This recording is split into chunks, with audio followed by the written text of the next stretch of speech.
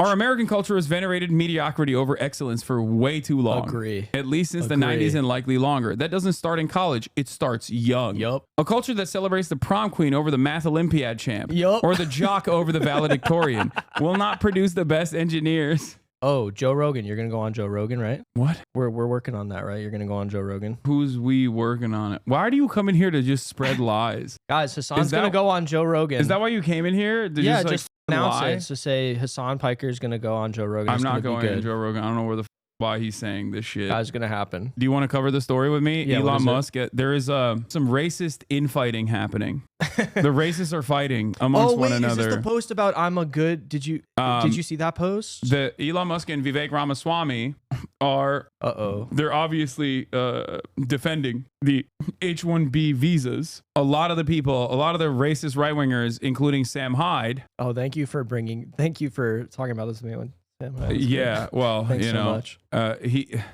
We don't want or need to turn this country into India, he says. What is this? You messed up, dude. You lied and told us you were base. Plus, I think you're personally shorting me on the X revenue. So let's get an engineer on that. A common complaint. All of these like right-wing losers on Twitter are chirping at Elon Musk right now. And everyone is mad at Elon Musk and Vivek because they're Silicon Valley tech bros. And as Silicon Valley tech bros, of course, they love the H1B visas. Sure. Because that's like most of their workforce.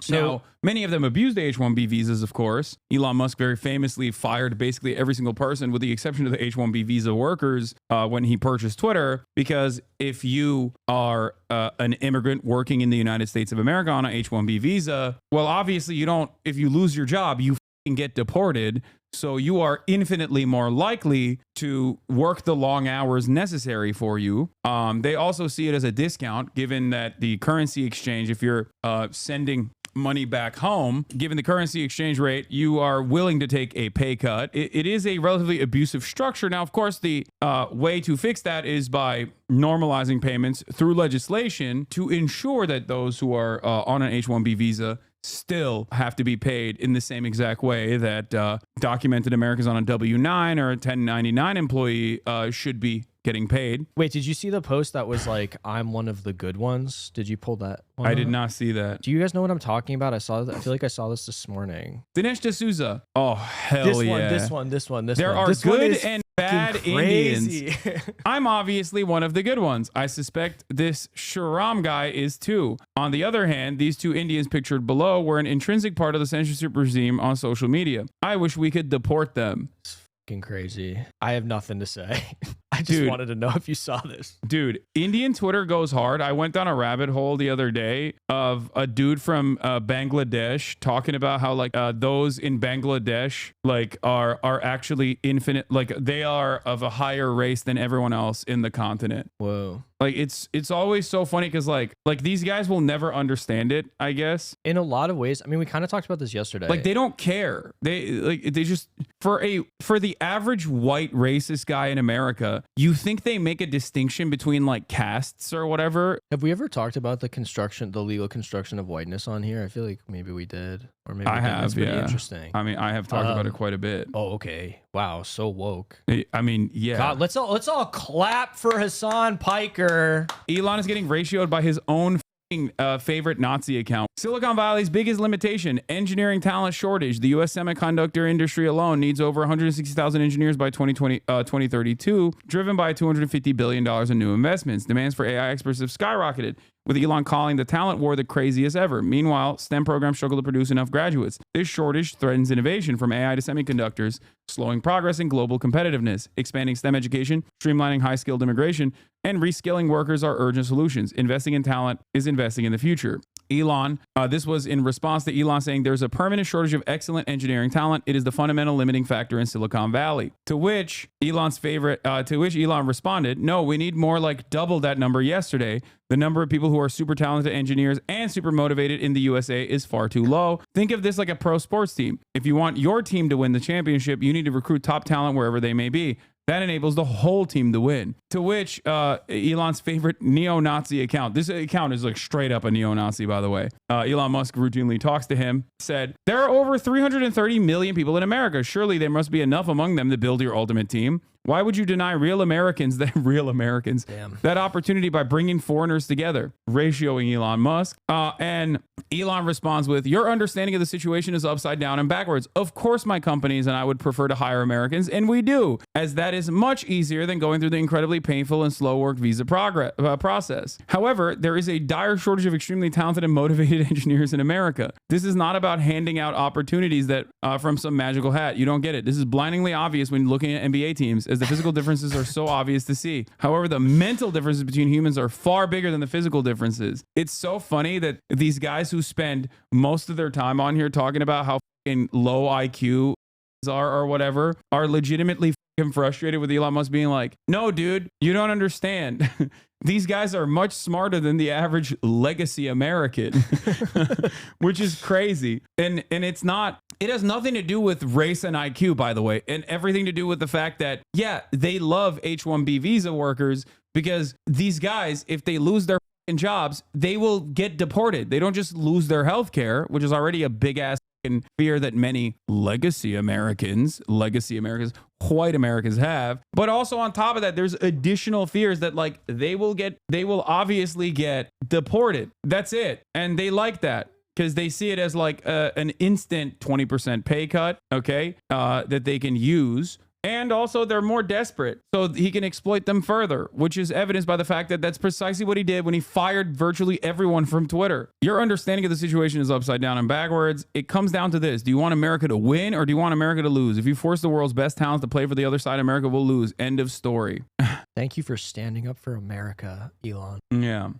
It's so funny. Vivek wrote this like effort post as well, which I'm going to get to. Here's Felix's summarization. This is one of the funniest posts I've ever seen in my life. I've never seen a guy misjudge things quite like this. He spent years pretending to laugh at Babylon Bee headlines so we could post this. Holy shit. So Vivek long. Ramaswamy. Please don't read that. Vivek Ramaswamy, who, by the way, technically could be denaturalized and deported with the administration that he's a part of's policies because his parents were not American citizens at the time of his birth on U.S. soil. And one of Trump's policies is to literally denaturalize anchor babies. So it's ironic that Vivek Ramaswamy, who is an anchor baby himself, is a part of the administration that would work on literally deporting him. God. Anyway, here's what he had to say. The reason top tech companies, yes, oh my God, it's not that long. chat. The reason top tech companies often hire foreign-born, first-generation engineers over native, in air quotes, Americans, isn't because of an innate American IQ deficit, a lazy and wrong explanation. A key part of it comes down to the C word, culture. Tough questions.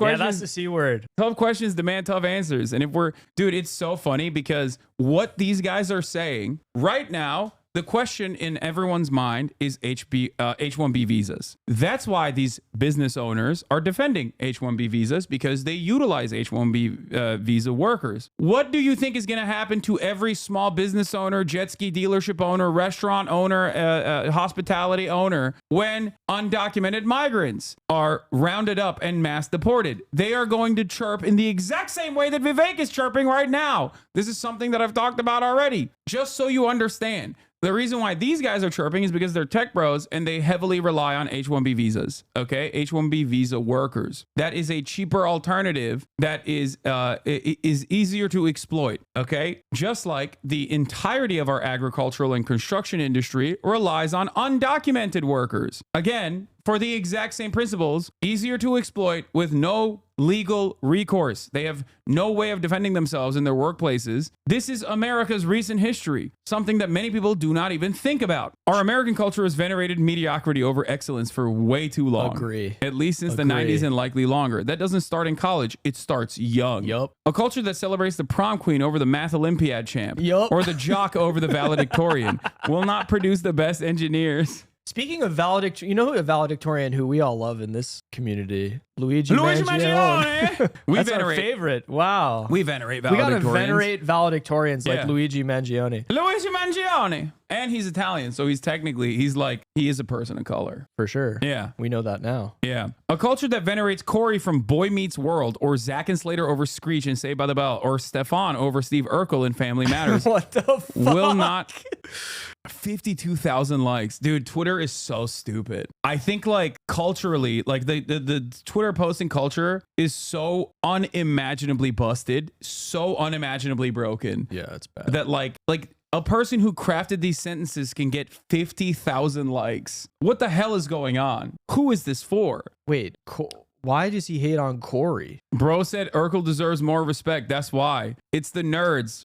It's the nerds that you've overlooked for far too long. And that's why the nerds are rising up. Because guess what? In India, those nerds, they don't get overlooked. This is such a personal grievance. It's fucking crazy. So he was watching Saved by the Bell, absolutely fuming at what was happening to Screech. Yeah. And these are the people who are most responsible for this, that like destruction too, because of short-term profit seeking, that where every corner there's an opportunity of investment, every corner there's an opportunity for privatization, every corner there is a way to make money. We have engineered society in a way to basically have perma brain drain, hopefully, to make up for what we lack. And then now this guy's like, oh, you don't understand. It's the culture. It's not.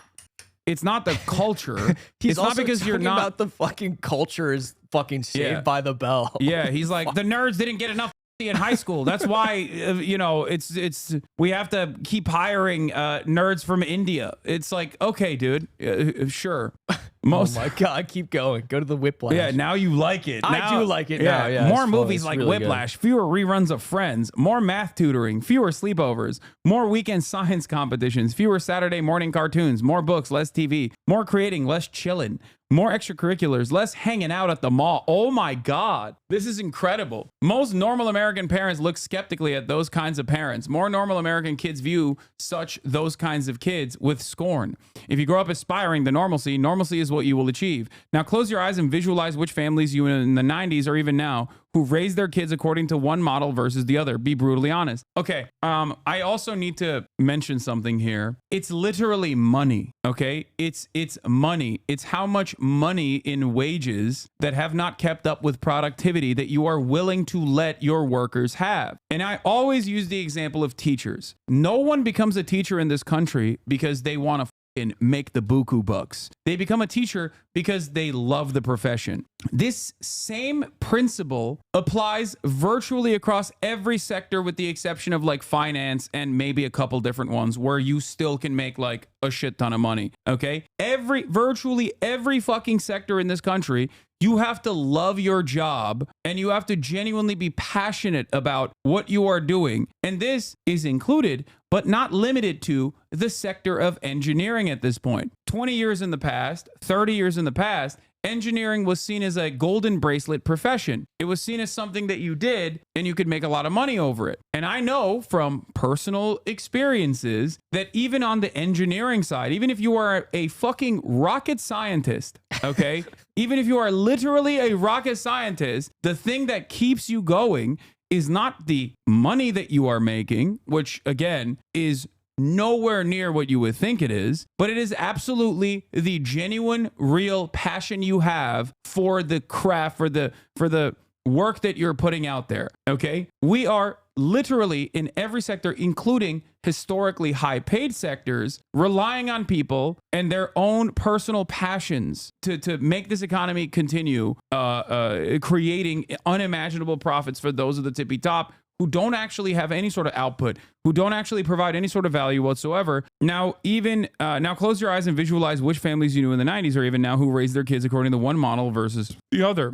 Be brutally honest. Normalcy doesn't cut it in a hyper-competitive global market for technical talent. And if we pretend like it does, we'll have our asses handed to us by China. This can be our Sputnik moment. We've awakened from slumber before, and we can do it again. Trump's election hopefully marks the beginning of a new golden era in America, but only if our culture fully wakes up. A culture that once again prioritizes achievement over normalcy, excellence over mediocrity, nerdiness over conformity, hard work over laziness. That's the work we have cut out for us, rather than wallowing in victimhood and just wishing or legislating alternative hiring practices into existence. I'm confident we can do it. Cernovich responds, the Woodstock generation managed to build out aerospace. The one before went to the moon. Well, that was also immigrants. The ones that got us to the moon were also immigrants that were maybe of German origin. My different kind of immigrant talent. Favorite immigrants. Yeah. Different kind of immigrant talent helped America get to the moon, I think. German immigration, you know? America was doing great. Underlying your post is that we were all living in squalor before being rescued by H1Bs. Then why did everyone want to come here? That version of America, the one that used to embody unbridled exceptionalism, is exactly what we want to return to. There's a point about culture, not immigration policy. Let's go, Cat Turd.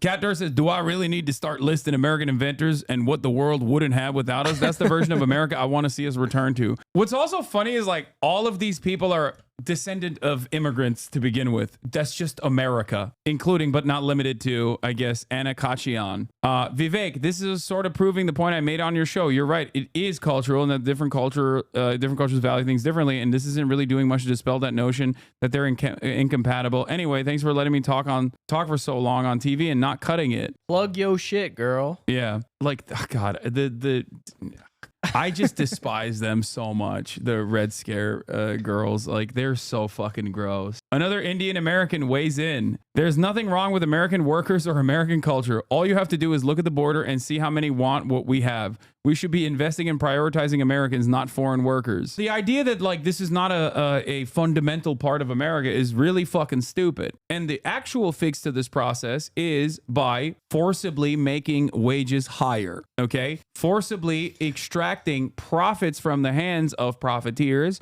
capital owners, who are lifeless, faceless husks that have nothing to do with the productive output, that have no interest in generating value at all, simply just interested in turning profit and profit margins that consistently yield better dividends, okay? But instead, forcibly making sure that those profits go back to the workers. Now, of course, when I start talking like this, a lot of people get scared. They're like, oh, I don't know about that. But that is it. That is the way that you normalize this process. And many racists will look to this and say, well, we can't do that when there's so many goddamn Mexicans in the country. They're not doing that for white people either, you dumb fuck. They're not. Even if you were to forcibly deport in the most cruel Hitlerian policy possible, 20 million undocumented migrants that are currently playing a very important role in American agricultural sectors, in hospitality, in virtually every fucking field that keeps this country running. It's not like the remaining white Americans and remaining documented Americans that racist people like to call legacy Americans are going to fill those roles for the same fucking pay. And there's not going to be an increase in pay to make sure that those roles are fulfilled anyway. It's not happening because the ultimate goals from capital owners are still the same, which is to consistently undermine the working class and ensure that they work in horrible fucking conditions so that they can make the most amount of profit possible at a time when automation and technological innovation ends up creating this reverse profit margin that almost always has a tendency to decline. Profits will always shrink no matter what due to technological innovation. And in that process, if your goal is to steadily improve profit margins, you are always going to go after the most malleable force, which is labor. Labor is the only force you can dominate and lower the price point of. The first reply, they really got everyone infighting over this on the right. My favorite H1B related exchange I've seen today on Twitter. Indians are now threatening American right-wingers that they have nukes. Why aren't Indians making India great? Give them free markets and the rule of law so liberalism... Wait, India doesn't have... What? I thought the reason why we overlooked BJP's fascism was because they were so free market oriented and have the rule of law and liberalism. And you'll see them thrive just like South Koreans thrive, but not North Koreans. It's amazing. Oh, you sent the wrong link. Why aren't Indians making India great? Bro. They have nukes. You don't. Tread carefully, my English bro.